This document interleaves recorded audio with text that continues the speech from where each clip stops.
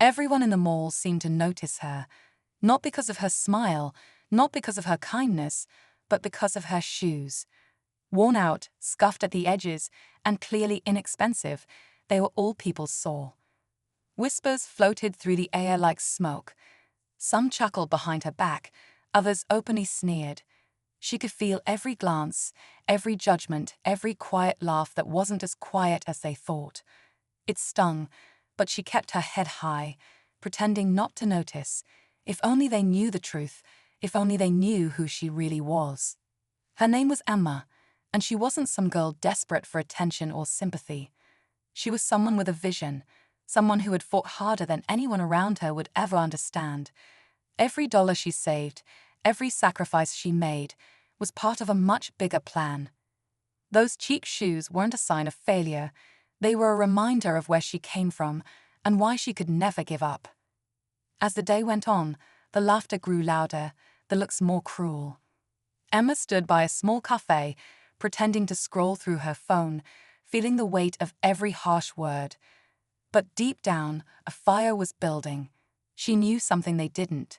She had already made her move, and the ink on the papers was still fresh. Very soon, everything they thought they knew about her would turn upside down. Because while they spent their day mocking her shoes, Emma had just made a purchase that would change all their lives forever. The very place they laughed at her, the mall itself, was now hers. And when they found out, well, let's just say, they wouldn't be laughing for long. Emma hadn't always been the girl with worn-out shoes. A few years back, her family had owned a small but thriving business, a little bookstore tucked away in the corner of town. It wasn't much, but it was home.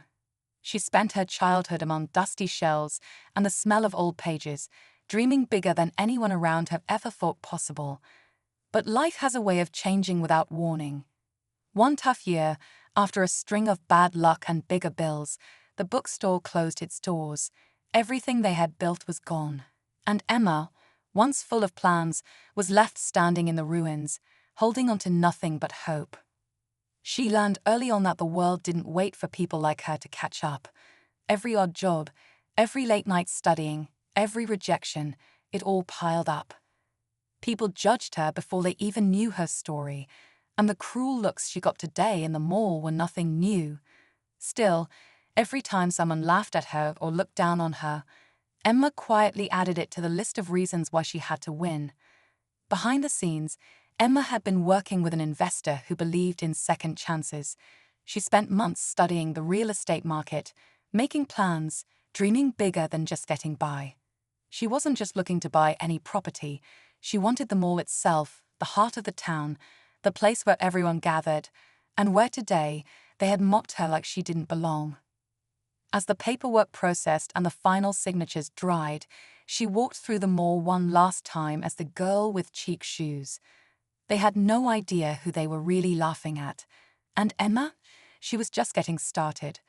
Word started to spread, but not in the way Emma expected. A few of the store owners had heard rumors, whispers about the mall being sold, about new ownership coming in. People started getting nervous. Would rents go up? Would some shops have to close? Among them was a boutique owner named Carla, one of the loudest voices mocking Emma just days ago. Carla had always measured people by the clothes they wore, the bags they carried, the shoes on their feet.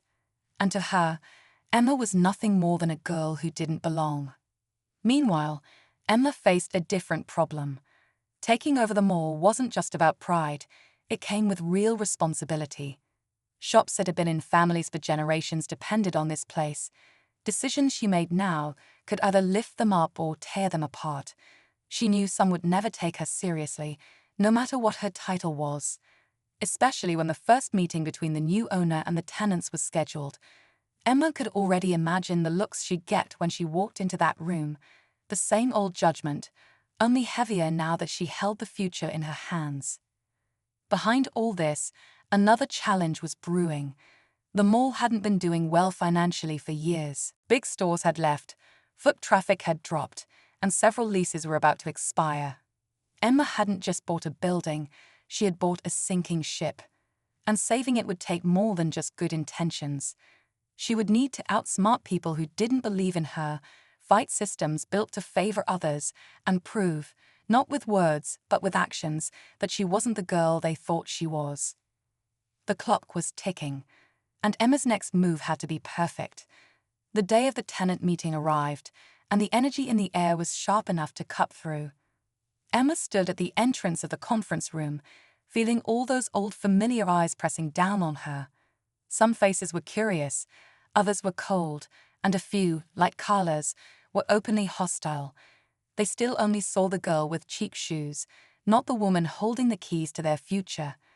As she stepped inside, the whispers started again, a low buzzing noise of doubt and mockery that filled the room more than the actual words. Emma sat at the front, her papers neatly stacked, her heart racing beneath a calm exterior. She had spent sleepless nights preparing for this, studying contracts, learning every detail about the mall's finances, figuring out how to bring life back into a place most had already given up on. She wasn't just here to prove a point. She was here to say something important. But still, doubt clawed at the edges of her mind. What if they refused to listen? What if they fought her at every step? Tension tightened when the lawyer, seated quietly at the side of the room, announced her name. Emma Reed, new owner of Ridgeway Mall. The silence was deafening. Shock twisted across faces, and for a moment, no one moved. Then the questions started firing, sharp, defensive, full of suspicion. Carla stood up first, demanding to know what changes Emma planned to make, her voice dripping with challenge. Others soon joined in, voices layering over one another until it was a storm of doubt. Emma took a breath, steadying herself. She knew she was standing on the edge of everything she had worked for. One wrong word could bring it all crashing down. Every eye was locked on her, waiting, judging, ready to tear her apart. She tightened her grip on the papers in front of her, feeling the full weight of the moment. This was it, the turning point. But what she said next would decide everything. Emma stood still for a moment longer, her mind racing, but her face calm. Just as she opened her mouth to speak, another voice interrupted, a sharp, confident tone from the back of the room. Everyone turned to look. It was Mr. Holloway, the former manager of the mall, a man who had quietly been pulling strings behind the scenes for years. He stepped forward, papers in hand, a smug look on his face. Without even waiting for Emma to respond to the crowd, he slammed the documents down on the table. "You may own the mall, Miss Reed," he said, his voice dripping with false politeness. "But you inherited more than just a few struggling stores. You also inherited a lawsuit, one that's been quietly buried until now." A ripple of shock ran through the room. Emma's heart pounded in her chest. She had dug through every contract, every piece of paperwork, or at least she thought she had. Holloway continued, explaining that a long-standing legal battle between the previous owners and a major retail chain had been left unresolved. And now that chain was threatening to pull out, not just their store, but half the traffic the mall relied on. If that happened, it would be a death blow to Ridgeway Mall. The tenants, already skeptical, now stared at Emma like she was the enemy. Whispers turned into angry murmurs. Carla crossed her arms, smirking as if she had been right all along. Emma felt the ground shifting under her feet. Not only did she have to win over a room full of people who didn't trust her, now she had to fix a problem she didn't even create. And she had to do it fast. The stakes were no longer just about respect. They were about survival. The room buzzed with tension, and for a moment, it felt like Emma might lose everything right there. But instead of panicking, she reached for the folder she had brought, the one nobody had bothered to ask about. Calmly, she pulled out a thick stack of papers and slid them across the table toward Mr. Holloway, her voice steady and clear. "I know about the lawsuit," she said, locking eyes with him. "And I already settled it, last week." Silence crashed over the room like a wave. Holloway's smirk faltered as he flipped through the documents. The agreement was clear. Emma had negotiated directly with the retail chain's legal team, cutting a deal that not only resolved the lawsuit, but secured their continued presence in the mall for the next 10 years. On top of that, she had convinced them to invest in a major renovation of their store, promising to bring more customers back through Ridgeway Mall's doors. Gasps echoed around the room. The tenants stared at her, their earlier doubts crumbling away. Even Carla, who had spent the entire meeting looking for cracks to attack, seemed momentarily lost for words. Emma stood firm, her worn shoes silent on the cold tile floor, but her presence louder than any insult ever thrown her way. As the realization settled in, something even more unexpected happened. One by one, the tenants began to applaud, hesitant at first, then stronger, filling the space with a sound Emma had never heard directed at her before: respect. But just as victory tasted sweet, a message buzzed on her phone, flashing across the screen in bold letters. Asterisk urgent. Buyer interested in Ridgeway Mall, offering double your purchase price. Asterisk. Emma froze. Selling could mean quick wealth beyond anything she had ever dreamed. But staying meant building something bigger than money. And now the real decision was hers to make. Emma stared at the message, her heart pounding for a different reason now. It was the kind of offer most people would jump at without thinking.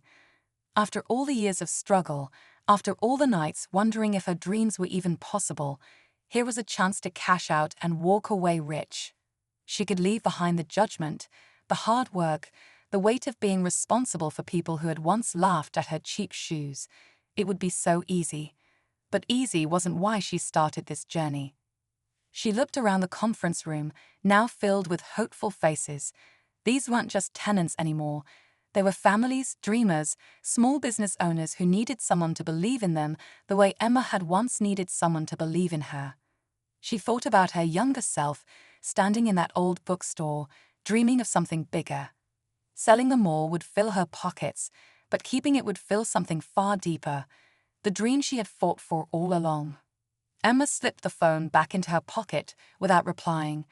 She turned to the room with a small, confident smile and said, "We're just getting started." Cheers broke out, and for the first time, Emma didn't feel like an outsider. She felt like a leader. In the weeks that followed, Ridgeway Mall began to change.